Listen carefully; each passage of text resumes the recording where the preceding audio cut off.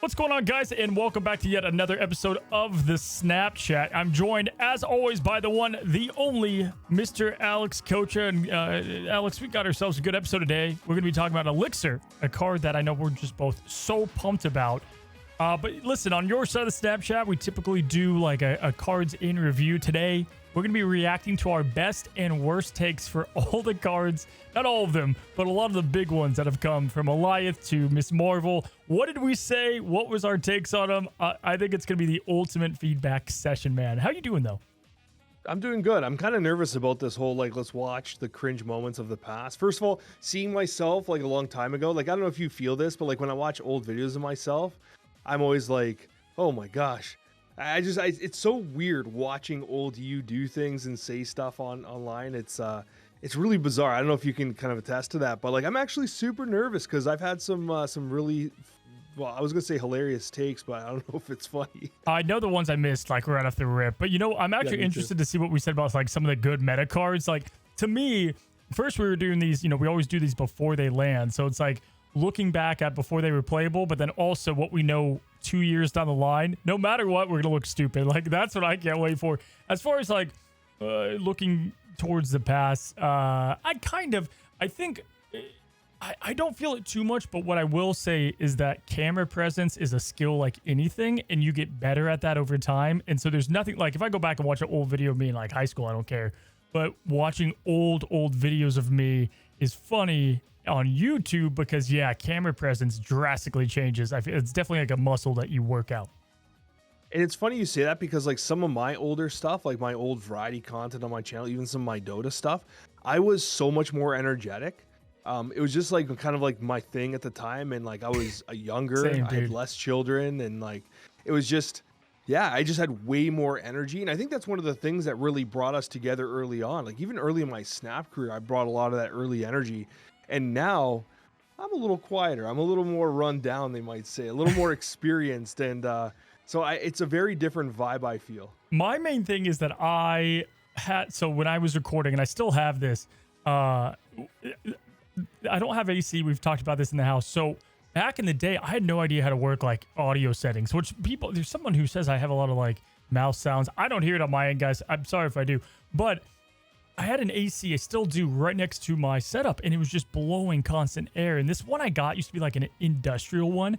And so I had to like essentially crank it where my mic would not pick up anything that was like, you know, below a certain level. So I was screaming into the mic like all the time my first year with the built-in hype that I already have. And so like going back and watching that, I'm legit yelling at the camera. Not even knowing I am too, because I would have the studios on back then. Still do. I actually just didn't charge them again, so they're here. They're just dead. That to me is funny because I'm just screaming all the time on a constant basis.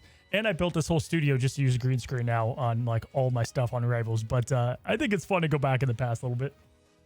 I always I often lay in bed and I'll like watch your Rivals stuff because I just want to know what's going on.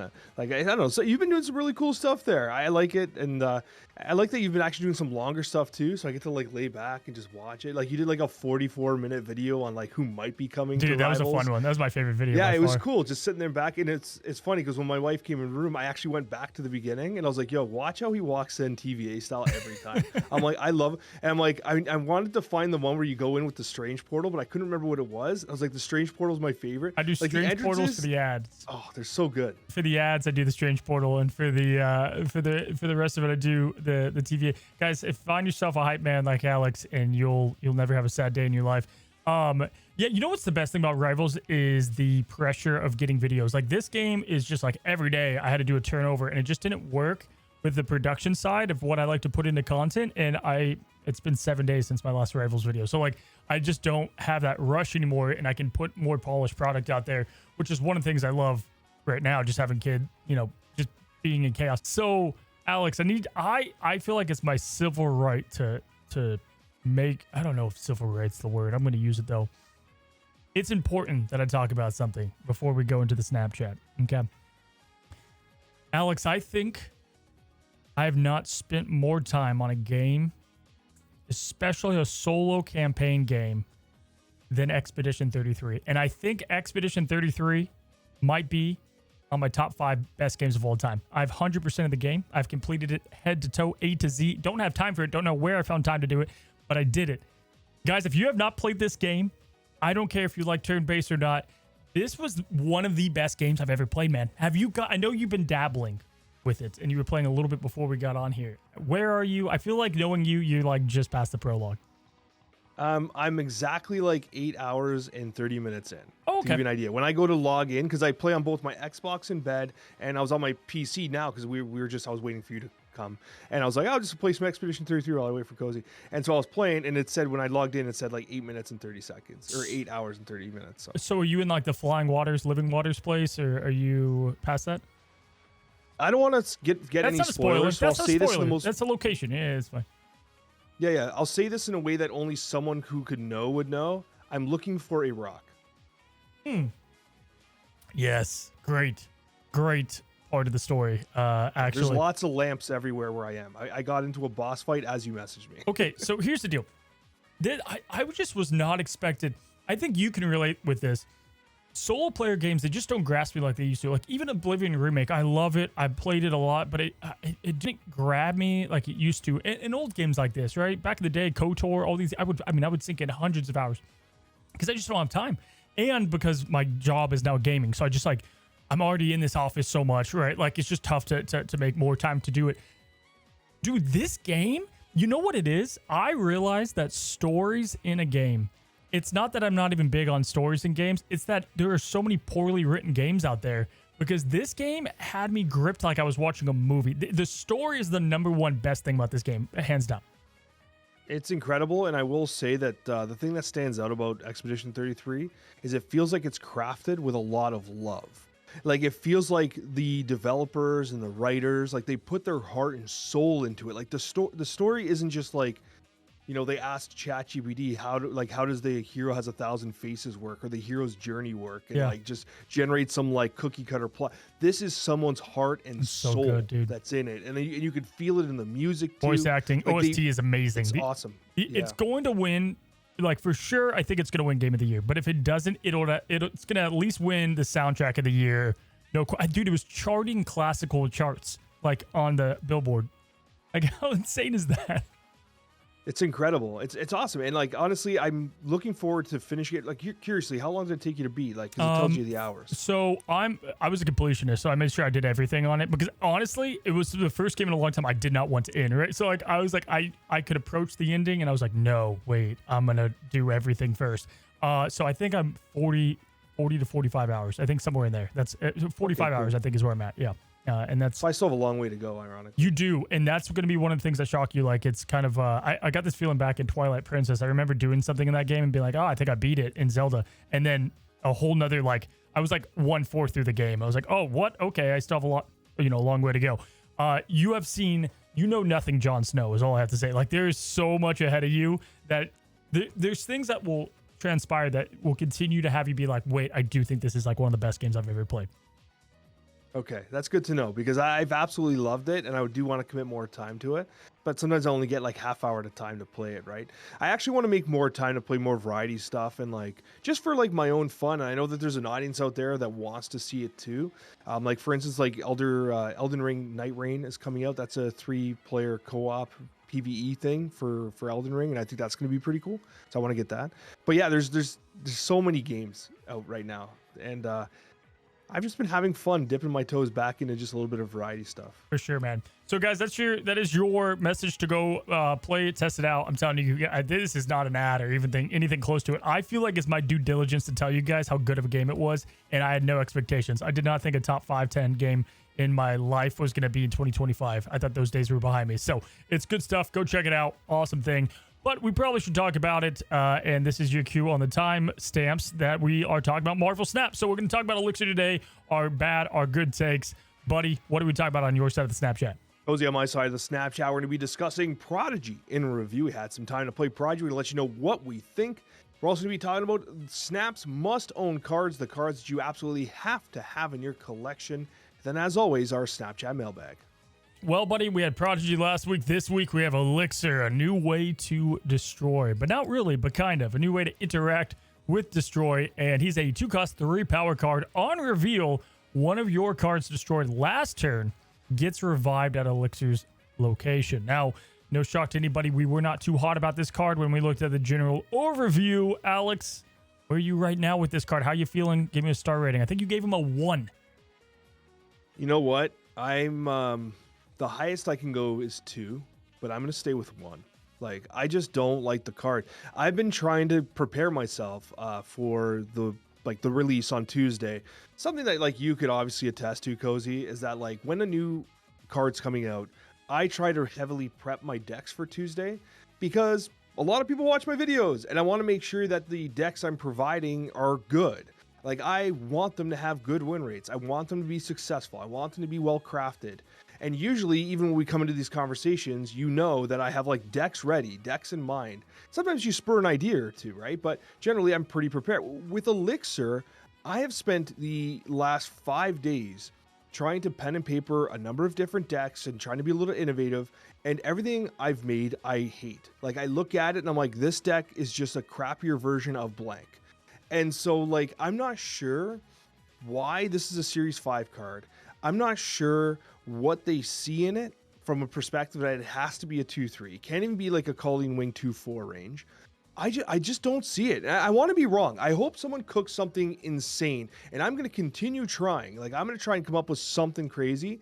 But as of right now, Cozy, like, I'm just not feeling it, man. Yeah, and I hate to be like Debbie Downer 2 weeks in a row. We were not big on Prodigy. We're not big on Elixir. And I think I'm going to join you. At this point in time, we know so much about the game and interactions in the game and really, you know, net 50 decks that are existing in Snap's ecosystem, and then like where can Elixir serve his greater purpose. And what the tough part about him is that what he's doing is already done by other cards in a more synergistic way, and or they're just better. Like, it's almost like he came out before it and the cards that are there in the game right now are power crept on him, right? Like, it's just a different way to interact. So first of all, the biggest thing is this guy is built hands down for card Kid Omega, which is gonna be his card to go with. 100%, very good card. I need to pull up what it does. I forgot, but I can get up the text here in a little bit. But that card, you're gonna want Elixir with him. I think that's gonna be a very good combo to have. It's still, you know, we don't love cards that rely on other cards, you know, all the time, because then you're set up to fail sometimes. Let me pull it up. Actually, I'm getting this pulled up right now, guys, just because I want to make sure you guys understand that if you do want to go for him, it's because of this. Here we go. So currently, this is probably what he's going to stay at too. He's a 2/2. Activate, destroy the next card you play this turn to gain its power. So that's why this thing's kind of nice, because then you can kind of destroy. You have this card that can destroy at any point in time. It gains the power to Kid Omega, and then also then you can revive it next turn. So that's definitely going to have some nice synergy there. But I agree. At this current moment, I think I'm going to give him a 1 star. I think I can go up to 2 when Kid Omega goes out, maybe even higher if there's some nice synergy there. There's just a lot I don't like about it. I think I would have liked him at a 1 cost on reveal, because then you can maybe make him work in a bit more cool ways. You know, I thought about doing Black Panther. You could always play him on 5, and then maybe on 6 you could do something. Whatever. And you'd still have to work a way to get some of that worked out with Arnim Zola, whatever. There's just being 2 is a clunky cost for this card and what it wants to do, especially in base destroy decks. That's out the question, right? But then on top of it, even in the niche destroy decks and the different hybrids that we have out there, yeah, he doesn't really seem to have a lot of place and synergy there. There's some cope we could talk about, but he does seem like, for such a cool character too, just not that great. You absolutely knocked it out of the park. Like, what you just said was exactly how I felt. And on the note of Kid Omega, by the way, I had that thought as well. And I didn't want to rank this card or star this card based off of a card that has only been data mined and we don't know when it's coming out. Yeah, that's true. Because I feel like, first of all, this Elixir itself was an activate card that was potentially better. And then it got changed to an on reveal and was worse. It was a 1 cost activate, right? So already this card got changed to be worse. And then when you look at Kid Omega, there's a chance that it gets changed to be worse. There's also a chance that it doesn't come out when we think it is. Do you guys remember Dum Dum? Like, Dum Dum Duggan was supposed to come out. He just didn't. He just didn't come out. So I think you're right. Like, we can't rank this card based off of Omega, which obviously is synergistic, but it's not in our hands yet, and it's data mined. Don't count those chickens before they hatch. And even if you do count the chickens, your chicken counter, this right here says unreleased card releases June 12th. Dude, that's a month away. So even then, you have a long way to wait at a limited time event. So it looks like either way, whether he's coming, he's going to come in a while. You know, I think it's always important to look down the line on a card and seeing if it's going to be good. But at this current moment, yeah, Elixir, I just don't see it. So like a couple synergy stuff, I'm going to stick with you at 1 star. I think a couple synergy stuff you can talk about. I think Venom, to me, has me probably the most excited because of the sense of like you're able to, you know, eat something up and then you can kind of go do a combo from there. Maybe it's the problem is a lot of the cool stuff are 5 cost tokens. So like Black Panther, like I said, Nimrod. It's like this cool stuff. It's like, well, it's last turn. And that is what I think. I wish it was the last card you destroyed, because last turn screws this so many different ways. Number one, it makes it where it's, you know, it's might as well be an activate card because you lose the turn 6. But then on top of that, you don't even get to pick. Let's say Carnage eats everything up in a lane. You don't even get to pick what card gets revived. So there's like multiple things that are going on against it. And it made me wonder why they chose that text. Like the text is specific enough that Glenn probably started with one of your cards that got destroyed is revived here, and then changed it to the last turn. And it makes me wonder, what did they find in testing? Like, what did they test that they determined that, oh, this needs the last turn condition? Because that condition is actually insanely impactful to the viability of this card. And it's not necessary. It's kind of unique to this game. Is this the first time we've seen this last turn type thing? I can't even think of another card. I don't even know. Example. I don't even know if I do Firestar, right? I think Fire the card that never came out. That's right. This? Yeah. But I actually know, guys, what happened to Firestar. I do. I can't say what happened under NDA, but I do know. I actually know. Buddy, I don't even know. Come on. You can't I just happen to be at the. No, I know. I happen to be at the right place at the right time. That I cannot talk on is NDA. Dexter knows too, but it's also NDA. How dare you do this to me? I've wanted to talk about it forever, dude. I know it's not as spicy as you think, but I mean, kind of actually. It is actually kind of spicy. It's actually spicier than you think, probably. Anyway, my guess is, here's my guess with why not they couldn't do that, and I have no idea. But maybe you could do something with Nimrod, Kid Omega, Carnage, where you could bring back, you could like activate Kid Omega, hit the Nimrod, then you Carnage the Nimrod, then you Elixir that back. So you have like all these Nimrods going, or even reverse order of that. Maybe it's something like that. Like that's the only thing I could see. But even then, it's like, okay. There's still crazy 4-card stuff. combo, yeah. It's still like more. Yeah, I know. Like, but whatever. I think that there's going to be more instances of those out there. But it's just funny to me. It's like he was a 1-cost activate. I'm like, oh, I'm not. You know, some activates are really good, but I'm not crazy about it all the time. Now it's pretty much still an activate because on reveal, you know, you have to wait. Like if he was a 2-cost activate that you could, you know, revive, at least you can put him down on curve, right? But this you have to play always late and off curve essentially. You know what you got to do? So you have like a blob sitting in the location ready to get punched out. Actually, better example, Strange Supreme, no Cosmo. He's sitting there. He's just chinning. He's going to chin a Shang-Chi. What you do is you play Ghost. You just want to hear Cope? You play Ghost to make sure you throw initiative. You allow that Shangers to punch out your Strange Supreme. You play Elixir. You bring him back for no net power gain. You just bring him back. And victory. I guess this is one of those like with Elixir, you know, the underpants gnomes we talked about. You know, get underpants ? Profit. That's what Elixir feels like. So appreciate the cope. For me, I feel like there's a couple of synergies that might end up working. I think Nico, whenever you can pull that off, is actually kind of cool. Like you can end up doing something kind of decent with Nico, especially if you get it on a favorable, you know, turn that you could play her down on 3 or 4, and then you can play something into that, and then, you know, then you got something at least interesting happening. Locations are kind of cool with them too. I mean, you can kind of get things going. You know, there's more locations than you think out there that end up working to your favor, so you've got that as well. I'm reaching kind of deep, right? Like there's not as much as you'd like to think. Killmonger could kind of work. You've got that a little bit. That time, you know, that's about what we got, you know. And I do think that Misery is going to find a place too. Like some of my early designs were like, okay, how can I do like a Misery mill deck where I Misery like a Zemo, a Gladiator, and both those cards coming back is good. Like you could do Cable Zemo into a Misery, use Elixir on the next turn, and both those cards are beneficial to bring back for the most part if you're attempting to mill, right? You can also consider the curve of Debris into Misery into Elixir, and they just can't play. Like the board is just rammed solid, right? So like I do think there's some Misery combinations, and that's where I think I'm gonna ultimately go, because I think it gets really copy from there.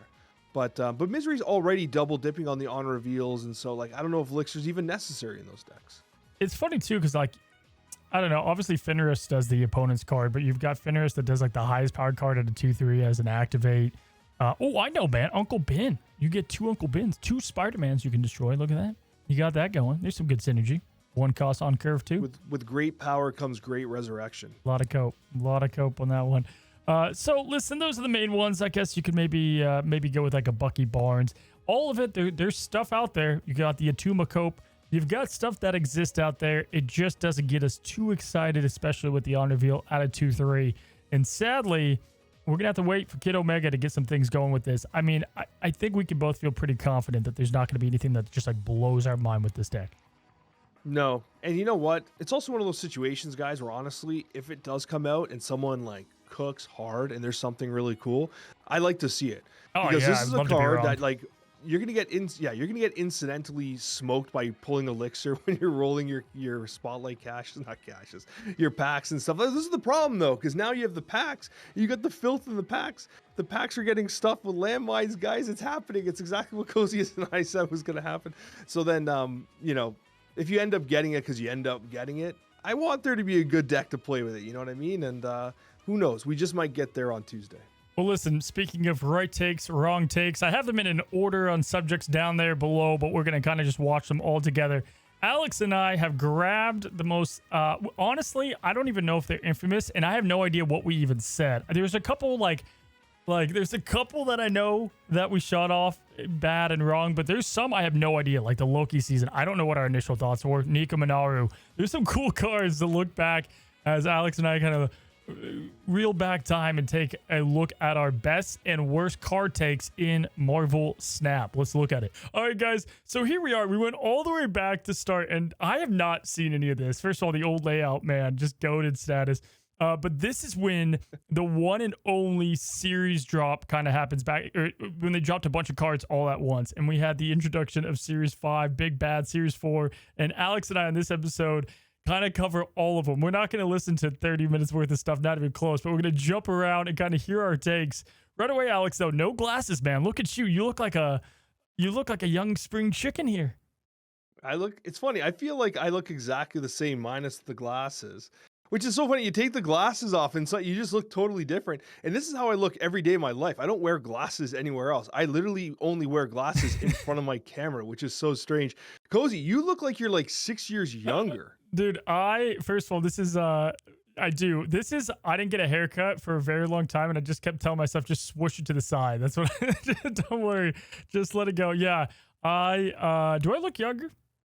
Oh, you look so much like you look disproportionately younger than I do. Like I look almost the same. You look like you're way younger. I think it's just the camera. But yeah, probably. I do look a lot younger, actually. I do. Now that I see my face, man. There's a lot of. This was let's see. This was a month into my first kid, so there's a lot of life lived in between this, man. All right, so let's hear what we have to say card by card here. What are your thoughts on Galactus? So Galactus is one of those cards I think is perfect for Series 5 or Pool 5. I'm going to have a really hard time with this, by the way. Oh, yeah. Okay, Series versus... okay. That's right. Somebody started calling them pools, and we just all started calling them pools. And then I think Broad on an official video, right? Wasn't he like, by the way, it's series? Yes, I think they made a joke about it too. We all called it like Pool 1, Pool 2, Pool 3 for the longest time, all through beta. And then I think when they officially announced Series 4, they used the word series, and then everyone's like, wait, what? And then I think Broad had tried to like verify that, yes, it's series now. And what's crazy about this is also prior to Glenn being there too, right? Oh, so yeah? like I'm looking at this 6-3 Galactus. It's like, I don't know. It's interesting. I wonder what Glenn would have released it at. OG Galactus on reveal. If this is your only card, destroy all other locations. No other stipulations for it. All right, here. This is pool. I saw your YouTube community poll. Yeah, I'm gonna throw the results on the laughing. screen right now for the viewers. Guys, 76% said they like pool still. It's like Baby Yoda and Grogu. Okay, it's Grogu, bud, but no one calls it Grogu. I don't know. It'll be tough to Baby switch Yoda. over. It'll be switched. Yeah, I know you're right. It'll be tough. Is that like it's an incredible effect and with an amazing animation that is absolutely jaw-dropping when it lands, but it's not an overpowered card. If anything, if this is like a mainstay in your deck, you are like you're playing a dangerous game because Galactus is so easy to just throw a game with. He's a 3-power buddy. He got hugely buffed before he became a menace. He was still pretty This good. was OG Galactus. He was still pretty good here, dude. He was definitely still good here. This was, I don't know if he was good. I'm trying to remember. bro. The only stipulation, someone could do everything all game correctly, but if they didn't play in a location, you could win. Yeah, I guess because you would set up everything else so that like you would just munch all the other locations, bring over the Wolverine, etc. Yeah, I remember that. I remember those days. Maybe. I feel like he got buffed though. Where do you have this guy? I am so unsure. I have him at 1 and at 6 at the same time, and I don't know what to do because it's like I feel like Super Scroll can be used to grief you so effectively. Like if I see Super Scroll out there and it becomes meta, but that's the thing. Like you can't really rely on your opponent having a ultra rare card. So like you can't like play That's your the thing. you You'll can't, like, never well, know. You'll never know. Yeah, that's the thing. It'll always be a surprise when it comes out on the board, right? So like you can't be like, I'm gonna put Prof X in just to mess them up, right? Like Yeah. you can't do that. With 'Cause you Typhoid can't or something. reliably know unless there's a location that like I can't remember what the planet they're from. What am So I you- even talking about? You're kind of right though. You were kind of right here. You said it's either a 1 or a 6. I don't know why we're doing a 6-point scale for these. I guess we were. Or I did think we? we're ranking them orders Oh, 1 they to say 6. okay, so 6 okay. cards. So you said it's either the best or the worst card. That was actually pretty right, man. That was not bad. I'm actually proud of you for that one. Thank you. I thought you were gonna give. Oh, dude, Shuri. Do you feel like we gave Shuri a good rating? I feel like we had to. Shuri was so good, so fast. And But I she do was remember not. you really pumping Shuri. Like I you were like like Shuri a Shuri's the best ton. card in Snap. Yeah. I did, but cool. That brings us to what I think is the best card, without question. I think Yeah, it's Shuri's one. You the did it. number Let's one. go. I mean, this isn't even a question. But this was not the common take. I'm telling you, people were not No, it wasn't. too crazy on her. They were like, "Oh, it seems okay, but it's only one card." Dude, old Shuri guys used to be able to play the double power anywhere on the board. That's so stupid. That's so good. How did we not know that? I'm a little nervous about her. Now, yeah, there's Cosmo, but like, I'm sorry, like people threw out the word Cosmo too much. Like, dude, you can work around Cosmo. On reveal, double the power of your next card. First of all, going back to Mr. Negative, this is the card I wanted to bring up for Galactus. I think she could completely change the game there. But also, dude, Actually, that's a good point because you could Shuri into Galactus, double its power, and it didn't matter what location you played on, right? Yeah, she was a 2/4, right? So with negative, I guess you would have a 2/4 into a Galactus that was like a 3/6. I was thinking that was an awful take. But we actually did see Shuri in Mr. Negative decks. Remember, like kind of the Wakanda negative deck we saw? I do remember, yeah. And it's also worth noting that like you were so correct here because Shuri dominated the meta for like 4 months. Like they didn't know what to do about Shuri for a long time. And then Zabu came out, and it was around that time they tried to go full circle and bring Shuri in, right? It dominated the whole December to February range of time. I think it took till like March until they did anything about her. I think it was even later than that potentially. All right, we're gonna skip Bass. We're gonna go to Thanos. This one, bro, I think we all just said he was gonna be a fun card. I think so, right? I think I was kind of high on him, but I also feel like maybe not here. I think this was too. Man, I look like a deer in the headlights on every single freeze frame. I feel like I look like I'm sleeping. Or I'm going in for the kiss. I'm not sure what I'm doing. Actual power is so weak because their effect is so strong, like a Mystique. Their power is suddenly you redundant. make a Mystique a 3. Here. Let's wait for Right, Thanos. that's a good card. 100%, man. I was talking about Patriot today on a video, and then like I don't care if Patriot was 0. I mean, you get what you need. Like you know, like the one cost is just a little bonus. So he'll be fun. And then we end on Thanos, which I think we can all agree is the most hyped. You know, like it's freaking. It's Thanos, man. Thanos is my favorite villain, man, of all time. I love him. Now, I think a lot of people are instantly discounting him because of the infinity. Bro, you look like you're about to go to sleep. But I probably am. I got the moon in the background, my old setup. I'm trying to stay You ever awake. looked I up- also noticed that like my monitors, I have them now set up so that like it looks like when I'm looking at you speaking, I'm actually looking in your general direction. Before I didn't have that. And so like I'm clearly looking at you, but like my eye level's down. And then I used to look out to like my door to make it look like I was looking at you. And I would just listen to what you're saying and then try to like cue myself. It's so funny. Like we're so much more awkward. No, this is so funny, man. This is only 4 episodes in, to be fair, man. We're only 4 weeks in the Snapchat. We're now 200 and, or not 200, we're 100 something weeks to do it now. Stones, and we don't have good draw mechanics at the moment. Dude, I don't know. I think there's going to be some fun to be made around him. I think at the moment he presents himself as the weakest per se, or you know, the bottom of the more rare cards. But the stones, man. Yeah, the stones. Have you seen these abilities? Okay, so I was low on Thanos as a card, but the stones we like more. Okay, that made more sense. They're insane. Like the Mind Stone is draw 2 stones. So there you go. Like, you know, it's going to be a bit more RNG for sure. We're so fixated on dude, like the dilution excited. of the I'm deck. definitely excited. What are your thoughts on Thanos?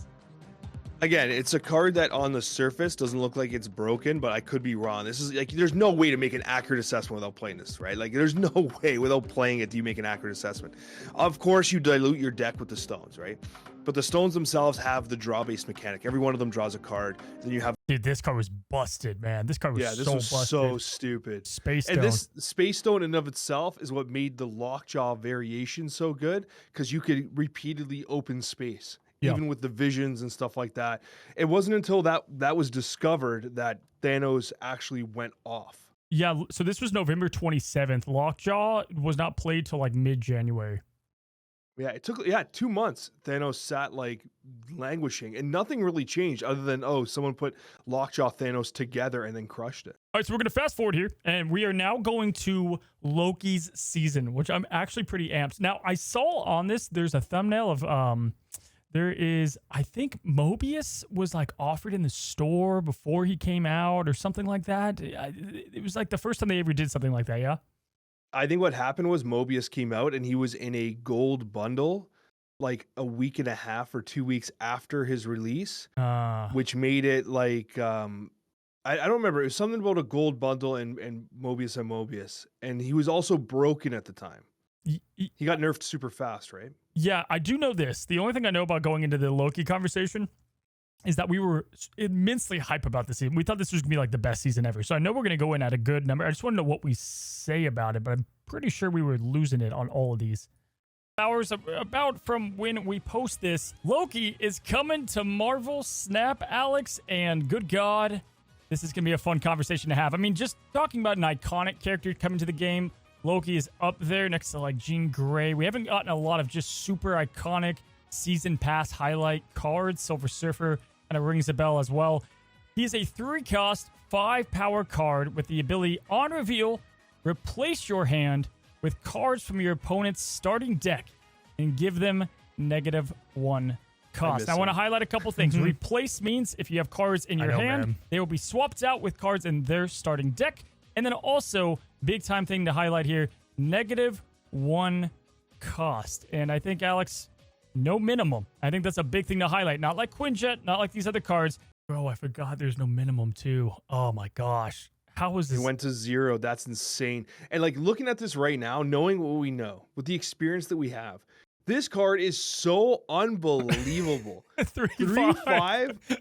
It's stupid crazy. And you know what? I know that like we were excited for it, but I think that we were like expecting to be a fun card, not a competitive card. This was a soul-crushing meta dominator. 3-5. Like, it's crazy. So crazy. Like this is. I feel like they like.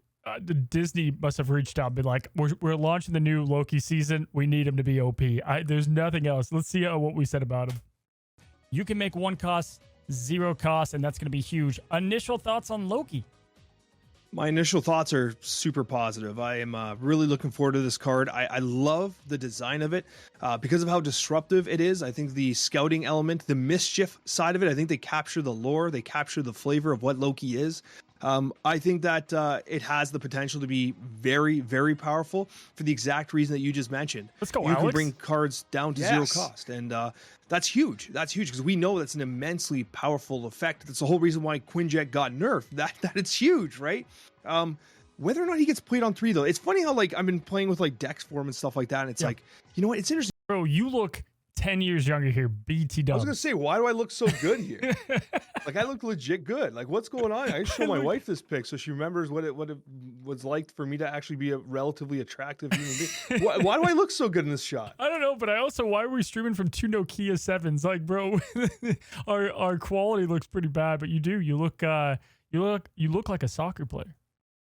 Buddy, I used to be a soccer player. Now I can't even run. I tried to run to exercise and I like hurt my knees because I'm just like too heavy now. That's a whole other conversation. I know why I got more. Dude, I've been running more, by the way. I'm on 5 days in a row. I'm not doing great. Oh my gosh. But I'm on 5 days. My Achilles want to die. I know why I get haircuts all the time, man. It was because I was letting it fly for like months, and I think I just got the picture to go back, and then you started making fun of me, so maybe I'll stop getting haircuts again. I miss my little Vegeta on the shelf. Look at him. Look, and he's with a little rabbit. That's a Princess Peach rabbit. So do you replace him after you play something like a Nick Fury with Zabu? Or like, what do you actually do there, right? I think it's interesting from a piloting perspective, but from a card perspective, I think he has the potential to be absolutely wild. And wild is the key word that I got it, man. I think that's the right descriptor. You did. Yeah, so it's, man, I kind of alluded to it at the intro. This is the new archetype month. We'll talk about the other cards, but there's a lot of cards coming out that create a new style of play for Marvel Snap. In a season, it typically is going to be complemented, right? We're going to see compliments. And, July was actually pretty good in creating some new stuff with Legion and whatnot. But with this season, we're having so many cards that just create a new way to play. And Loki is going to be fun, number one. I think like just season pass card, fun, kind of like Hitmonkey. I thought Hitmonkey was just like a fun card too. Yo, I forgot about Hitmonkey. That card was busted when it came out. It was actually checkbox there, right? Number 2, chaotic, which is perfect for the card in a new way to play. I think. Why do I have better camera presence than I do now? Like what? This was like the best. This was the peak time of our lives, bro. This is before we got drained to our core. I know, like we got some energy in this episode. I might actually go back and watch this one just to feel something. Things is he's gonna be the worst that he'll be to start this season because everybody's gonna want to be playing him and you'll be swapping cards and crazy. And then, bro, do you remember that first week of Loki coming out? How like people were like, I'm gonna quit Snap. Like it was the fastest people knew something was broken within like minutes of him coming out. It's actually crazy how much I miss this card. And not because like I get it was super cringy and like way too powerful. But like at least right now as a 1-drop he feels playable. A 1-drop, I used bro. to love watching the entire hand just shift. It was such a cool effect, especially when you got like a really nice split on him. I do miss this Loki. I really wish they could bring this card back in some way. We're gonna go and fast forward to Eliath, bro. Original Eliath. With the Loki season, man. And, after the Destroy season, we're going to get to that. But I'm like, all right, pump the brakes. How excited am I really about this season? And what do I actually rate these cards? So I want to challenge us today. Truly looking at these cards. Seeing, are they going to... Did we rate them all? Going to be well worth it. Give them a 1 through 5 star on just the card and then break. Was this the first time we did 1 through 5s? Was this the first time we did stars? I know. Down why we like them. Now, we, of course, have to start out. We'll kind of go in the order of release. Okay, it's going to be, first and foremost, Eliath, Alex. And Eliath, guys, is a 6/5. 6/5. That on reveal, destroy What a all dirty enemy cards played here this turn, including unreveal. It's so disgusting. Like, how do we stupid... not look at this card and be like, please don't release this? Because we had Loki as the shield before this. I love how it was so busted that Loki took the bullet for Eliath first, but then like this was just as bad. I remember seeing this card and being like, because I hadn't watched the Loki season yet, which I have, and I actually think that it's a great series. I had no idea what the hell this was. I was like, what is this thing? Is it like a star? Is it a cloud? Is it a dragon? Like I had no idea what Eliath actually was. So forgive me, but I didn't know it was a cloud. Cards. Now, I think this is a card that is... People are losing their marbles for this, man. I think people think this is going to be nutty. crazy. Uh-oh. And honestly, I don't know if this is going to be even remotely the most impactful on the month. I think it'll be a good card. I think it'll be super polarizing, Alex. Yep, I think I nailed that. I honestly think I did, because I think Mobius was by far one of the worst cards to come out. That was horrible. And then Loki beat that too, I think. Your statement started off with you. I thought you were going to be like, this card is like a 2-star. And then you brought it back, be like, I think there's too many bangers this month, is what you said, which was correct. Yeah, I got at first I was like, scared. yeah, same. I was like, what am I about to say here? Also, man, you're hitting that 420 on this shot. No question about it. Oh, yeah. My initial Minute's thoughts were making that sure I'm like okay. this card is completely earth shattering. Like I was part of the hype. I'm like, this card's gonna be insane. And even as a 6 cost, I was excited about it. Right now at 5 cost. Wait, it was a 5 cost. Alith what? was a 5 cost. No, it didn't come out as a 5 cost, but it was a 5 cost in data mines. We can't get too hyped up about things every once in a while. Be more grounded. Make deeper analysis of these cards. I think that's valuable, right? It just does something that's so unique in Marvel Snap. It's the specific attack on the unrevealed cards, Cozy, for me, that's the most powerful thing. Because any unrevealed, Yeah, I mean, Alex just knocked it out of the park, hitting man. a homer, man. I love to see it. We're gonna skip. We'll skip Mobius. Let's go, because I think we both were very high. I think he was like the most hyped that we were. We're gonna go to Ravonna, which I think was considered the worst of the month. being towards destroy. So that just takes us to probably the card. Why am I 3-3 zoomed in? Ravonna. Why am I zoomed in? That I'm probably most excited to talk about, and that is going to be Ravonna. Mobius is close, but Ravonna. First of all, she is going to be probably on the best spotlight week in my eyes, especially if you don't have some of the cards. She's with Zabu. I forget the other one. I think Jean Grey, right? Like just a really cool week. Yeah. Bro, and by the way, bro, the amount of time I used to spend on every little thing. Speaking of that, I'm finally seeing people wake up on Jean Grey. I love it, man. I love to see it a bit more. There it is. You accused me of making up Shit. that you love Jean Grey. Look at that, right out of your mouth. You see that? Yeah, dude, I'm Absolute busted. coke. Damn, dude, you're right. I liked Jean. I think I was so fascinated with her as a character that I love in the lore that I just accepted that I was gonna love her in the game. And she was only like I think she was about 2 months released from this, because yeah, she was not the season pass card. Phoenix Force was, which is so weird. Ongoing effect: your cards with 1 or less power cost 1 less. She does have the minimum 1 on her side, Alex. Man, this is a archetype deck building card. Alex, initial thoughts? My initial thoughts is that like the scope of this card is kind of surprisingly wide. At first glance, you're like, it's a 3/3. That okay, whatever. The effect's strong, but how strong is it really? Then I started like kind of paying attention to all the cards that it would impact, and obviously there's like the Iron Man, which is still notable because Iron Man can get a turn 4 Iron Man, turn 5 Zola. That's pretty damn good.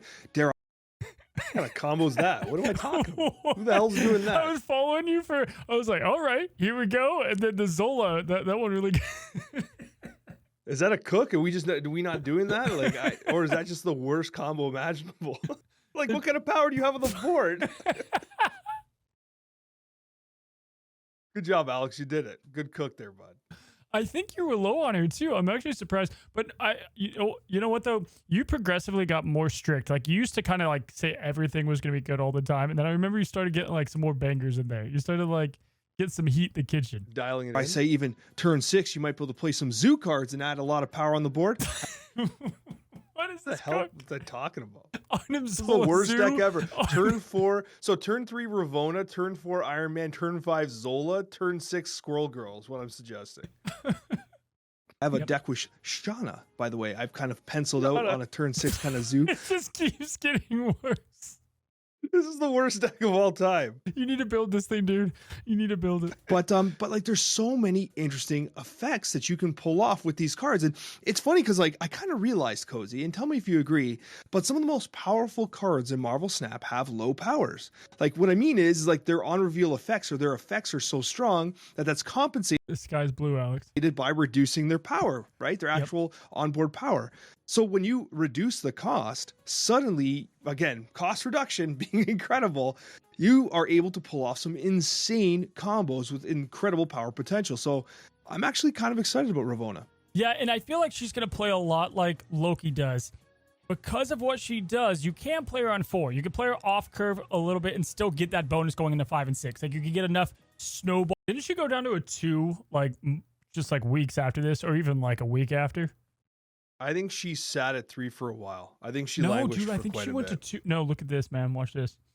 Look at this. Look at this. I bet you it was 2 months. No, No earlier I'm gonna than say 2 months. it was less than. I'm gonna say it was a month. So the over under is 2 months. If it's under 2 months, Cozy wins. I Over win for 2 sure. months, This is Alex like the wins. Super Smash bet. I'm definitely gonna win this. So she came out in November. Yeah. So it was about a month in 10 days. Damn it. Let's see what we had to say about Miss Marvel. Who, guys, please pay attention to what she did at launch. Miss Marvel season, our new season pass card, Alex. We've got the Marvel movie coming out in theaters. That's probably why the theme of it has come out. Miss Marvel is a 4-cost, 5-power card with an ongoing ability, adjacent locations where your cards have unique cost, have plus 5 power. So a 415. Literally a 415. It was so insanely easy to get this effect off. Like you could literally One play Doom. Miss Marvel 4 and then play what's the Doom. big whale? The whale. Namor. No. No. Other whale. Oh, Orca. Oh my gosh. The Orca, that's right. The Orca. You could play Orca on one of the, and like it would go to like 21 power at the time. Like just one card would send one location rocketing to like 21 power. Do we have fog machines in our offices, bro? Like what's with these there's like this coat of white over us. I have no idea. It does have like this fog effect. Now, really simply to break that down, right, guys? If you have 2 costs on the left lane, that lane does not get the plus 5 power. If somebody plays, a Green Goblin over there and you already had yourself a Thor, does not get plus 5 power. With that being said, Alex, we got a lot to break down with her and the potential of her. What are your early thoughts? Honestly, I like the design. I think it's cool. Like the idea of having these unique card costs, and I like when the game makes these macro considerations important. It's exactly what we're talking about with Werewolf by Night. Like it's really cool when you have to really think a couple turns ahead as to how you're going to be placing your cards, and that's cool. But my also first impression is this seems like an incredibly restrictive card that might be surprisingly difficult to play because Marvel Snap is never going to give you an ideal board state, is never going to give you the ideal hand. And I'm just like, man, I don't know if we're going to talk stars, but I'm not hot on this card. No way. Okay, what's your star rating? On it. Are you think this is going to be strong? Yeah, I'll tell you why. Wait, what's your star rating?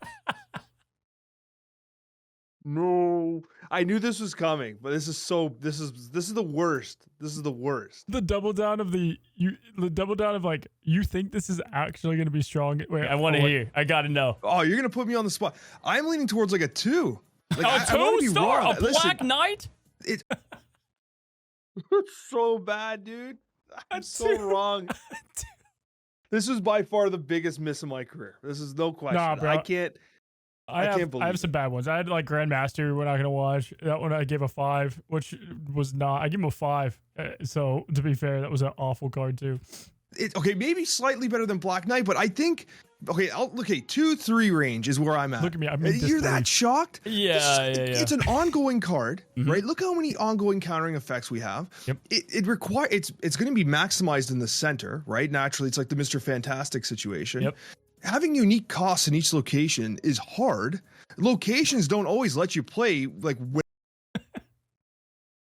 I was so scared of like the effect not being able to get pulled off.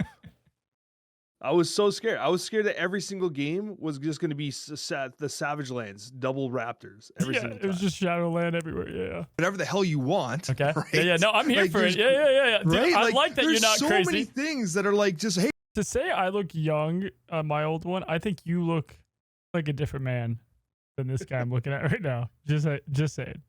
You look happy. Energetic, man. I've lost energy. Like I've gotten older and I've been chipped away at, man. I'm sorry. I recognize this. This whole episode is just me recognize this. laughing, bro. card, you want to be good? Slap. Like there's there's like so many red flags here, right? Yes. Okay. So here's my break. Oh, dude, I love this. I was expecting you just to be like, yeah. You know, and here's the great part, right? My thoughts on this is it's the same as the the Deadpool that you want to get up to 1,000,000 power, whatever it might be. Let's look at Iron Lad, who's a 4/6. If he scans a rock, he's a 4/6. Okay, it's like, okay, well, that's a bummer. You whiffed on that, and it's up to random chance. Miss Marvel is a 4/15 if it does work out. If it does work out, and there's a lot of decks where I think she could fit in there. A 4/15 is stupid out. I mean, that's just stupid value. We can both agree. 3/15 with Zabu.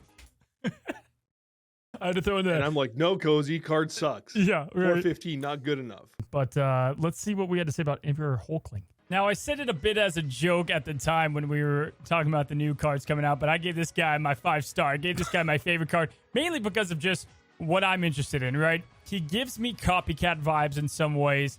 Let's break down the synergies, and then me and you, we're going to go through all the 6-cost cards and then kind of rank them from there. So if you guys don't know, Emperor Hulkling here is a 6-cost, 11 power card. Man, 5. Did I say 5 because it's like something that I like to play? Or did I... At the start of the game... I think I just said I was joking towards beginning, but I clearly gave this... Copy the text of a random 6-cost card. No, but I remember, dude, because this is only 8 months ago. Once we get to the tier list part, bro, I was coping hard. Like, you kept saying, like, there's so many misses. I'm like, yeah, but there's so many hits. This is gonna be bro, I spent like 7 hours on an intro saying I was dead ass wrong because of how bad I whiffed this. Oh man, I hate previews. What is this?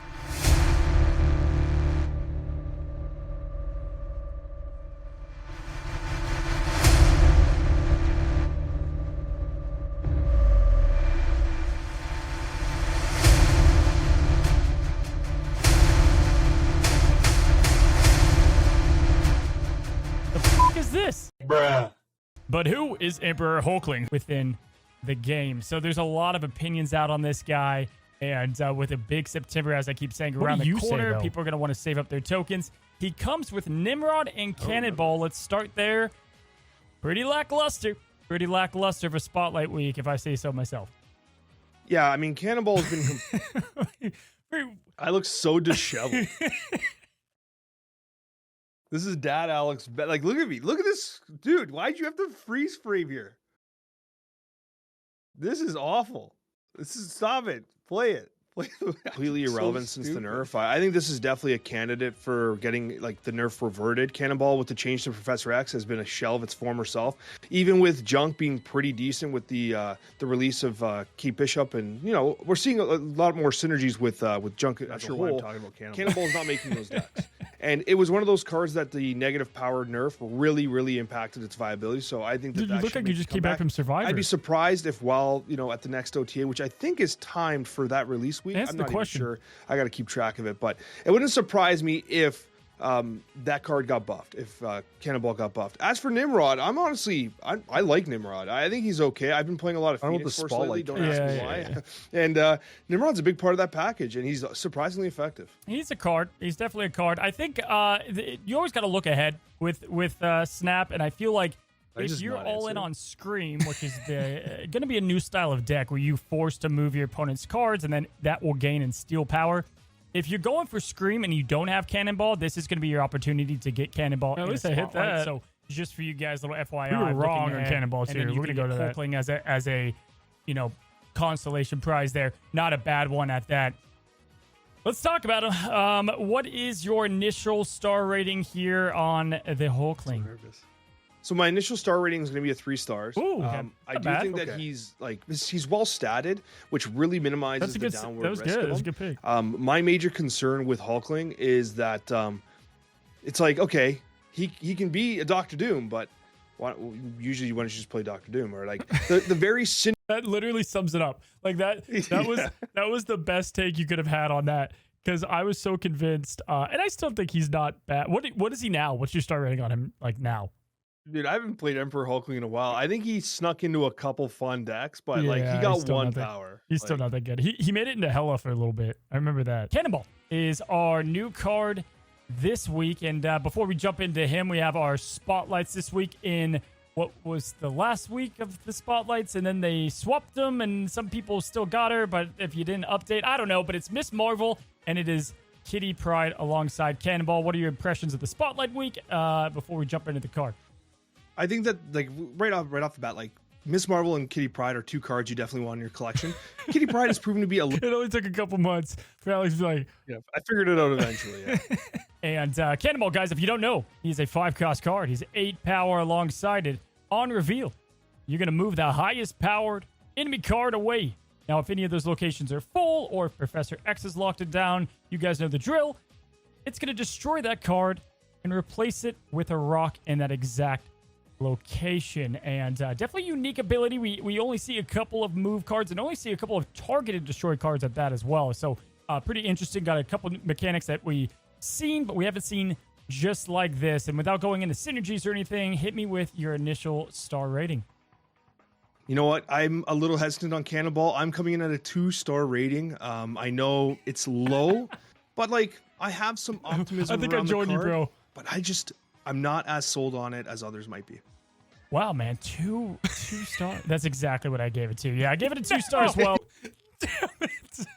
We missed together, man. We went down with the ship together. You had it, Cozy. You had it, man. You were holding strong. I've ever seen in my life. I have a lot of whales and sharks around the house with my newborn. That's like his theme in his nursery. Jeff the Shark is going to be our first card to talk about here. And look at this guy. He's a 2/3, Alex. And his ability is you can move this once. So you got like a Nightcrawler. Nothing, Alex. Nothing. Not the Infinity Gauntlet. Not Professor X, apparently, can stop you from moving or playing this to any location. Now, I don't know how that's going to work with Professor X, which is the first one I wanted to bring up. What do you think about this card, huh? I am really interested in this card. First of all, I think this is really good. It's a pretty cool card. But like it kind of breaks the rules in a very interesting way. And I wonder if rules are meant to be broken in that way in a card game sometimes. Like Prof X, Jeff, like who actually takes precedent there, right? Like it's interesting. It's a question of rules, and I don't have an answer for you. So I like that you brought that up. That was going to be my statement behind it. I think that you have these rules and you have to stick by them. This is the only time they can do this. If it's for one card, okay, you can expect the Jeff coming maybe kind of right, thing, or whatever. But and I kind of like that, right? I mean, Professor X is gonna lose some value, not now, but in a few months, like when this is more. No, Cozy. He was gonna be used with him and make it even worse. Well, this is the preview. We didn't have like any developer information about like oh, you could play Jeff through Sandman. You could play Jeff through the Professor X. Like we didn't know any of that at the time. Kang, what do we say about Kang? What do you think we say? I think I said I was scared of it because it seems like an incredibly powerful effect. He just came out. I only have a handful of games under my belt. I've seen some others play with them. Kind of initial impressions before we talk about any specifics, Alex. 1 through 10, like before anything. My initial impression is that he's a solid like 8. Maybe an 8, maybe a 9, closer. Like he's on the upper side. He's not like a 10. I think that like Darkhawk, Zabu, Silver Surfer. Darkhawk. Good old 10, 8 out of 10 Kang the Conqueror, known for being one of the most popular cards in Marvel Snap. Close in the to same Zabu. conversation of OG, Zabu, and Darkhawk. Right in there, right up there. We're probably approaching 9-10. He's in that range in terms of like the power. I said they overall, were approaching 9-10. Okay. His capabilities to impact the game, but that's not what gives me reservations about him. It's not his actual impact as a card. It's everything else along the sides that kind of trips me up a little bit. Cozy, what do you give him? Yeah, I was gonna say an 8 for now. Now, guys. Get wrecked, Cozy. You're right there with me, bud. You were gonna embarrass me in front of our audience. Oh Get man, wrecked. dude, you're right. I guess we were just so hyped on him being a big bad. If you don't know, Kang is going to be played, and he reverses everything that just happened. That includes snaps. God, an 8, bro. An 8. This was such a bad card. It is a bad card, bro. At least I believed in it and took it to a tournament. Well, guys, we had way too many to even go through, and if you guys want to return to that, I'll bring it back. Is next week the new season? Yeah, it's a brand new season. Yeah, next week. I don't know, man. No, next week is not the brand new season. We still have one card, don't we? We have one card left. If you guys want to see us return with some more, we pulled up those because we knew initially those were some fun ones. I thought that was fun to go back react to. Hopefully you guys enjoyed it too. A lot of laughing, a lot of good times, man. And we got more ahead coming up here in the Snapchat. Speaking of, we have Alex's side. If you guys go check that out, click the link down in the description. Check out his side. And until the next one, happy snapping.